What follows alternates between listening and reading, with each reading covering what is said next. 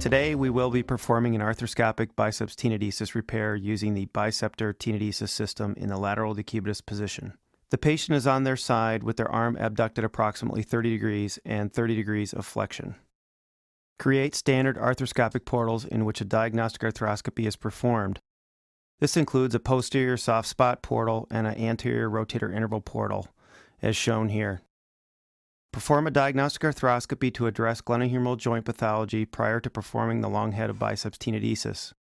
Tenodesis indications may include severely damaged biceps tendons of 50% or more, significant biceps instability, biceps dislocation, or persistent biceps pain temporarily relieved by an injection. Insert a spinal needle at the anterolateral edge of the acromion into the shoulder joint just anterior to the supraspinatus tendon and through the biceps tendon.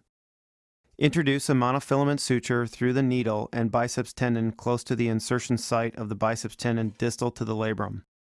Using a grasper, retrieve one limb of the suture out of the anterior rotator interval portal. Remove the spinal needle. Create a suture ligature around the biceps tendon to add security. Accessing the joint through the anterior rotator interval portal, use a basket punch or arthroscopic scissors to cut the long head of the biceps tendon at its insertion point near the labrum. Debride any biceps stump that remains.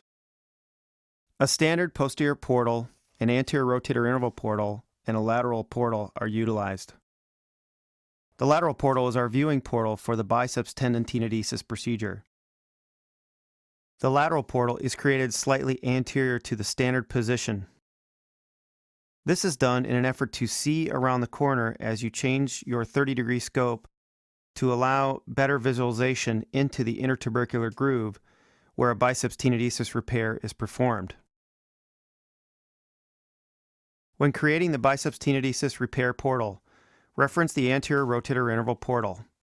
Place a spinal needle 3 finger breadths inferior and 45 degrees lateral from the rotator interval portal. The spinal needle should run perpendicular to the humeral shaft. The inflow portal is parallel to the spinal needle. March the spinal needle laterally until it falls off the lateral aspect of the humeral shaft, and then march the spinal needle back medially into the intertubercular groove to confirm your repair location.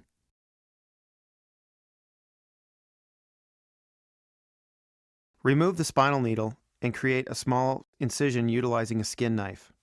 Place a cannula, preferably an 8 mm or larger in diameter, into the incision until you feel the intertubercular groove, and move the cannula superiorly up into the subacromial space.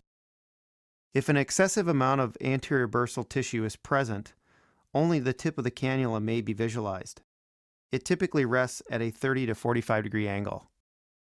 Perform a bursectomy down the face of the humerus anteriorly. Debride any soft tissue covering the biceps tendon in an effort to mobilize the biceps tendon out of the bicipital groove. Given the tip of the shaver is visualized superiorly, start the bursal resection from superior to inferior. Transect the transverse ligament beginning inferiorly and then work superiorly to confirm the location of the biceps tendon within the groove. In the inferior location, the biceps tendon is visualized prior to the transection of the transverse ligament. Keeping the shaver lateral to the biceps tendon protects it from injury. Here we visualize the rotator cuff, and as we work our way down the anterior aspect of the humerus, we see the groove is unroofed and the biceps tendon lying within the groove. The biceps tendon should slide easily within the desired tendon fork. Utilizing the tendon fork as a drill guide, locate the preferred repair site for reattaching the tendon. Drill the 2.4 mm guide wire perpendicular to the humeral shaft, breaching only the first cortex. Ream with the drill to a depth of 30 mm. Line-to-line sizing is recommended for small or medium tendons.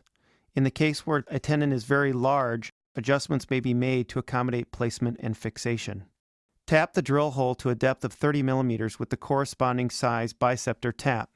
When I experience very large tendons, I will use an 8 mm endoscopic drill, tap to a 9 mm diameter, and insert the tendon and fix with an 8 by 25 mm screw. Remember, there is a significant amount of tendon that is present in the hole, which differs from other standard interference screw techniques. Through the standard anterior rotator interval portal, retrieve and reroute the proximal biceps tendon tagging sutures so the sutures exit directly from the tendon through the portal. Using the proximal sutures, tension the biceps tendon to the desired repair location. Place the tendon fork through the cannula and capture the tendon.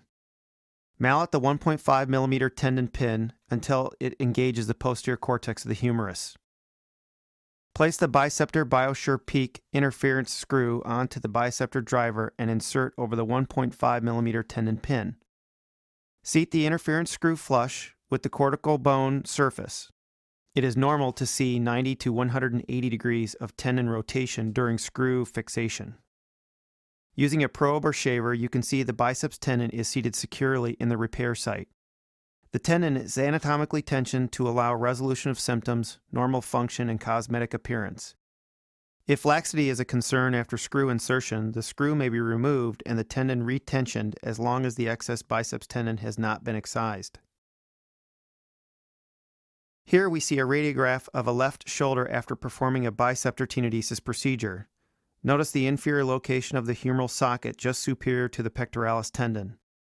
The humeral socket is below the equator of the humeral head and at the base of the bicipital groove.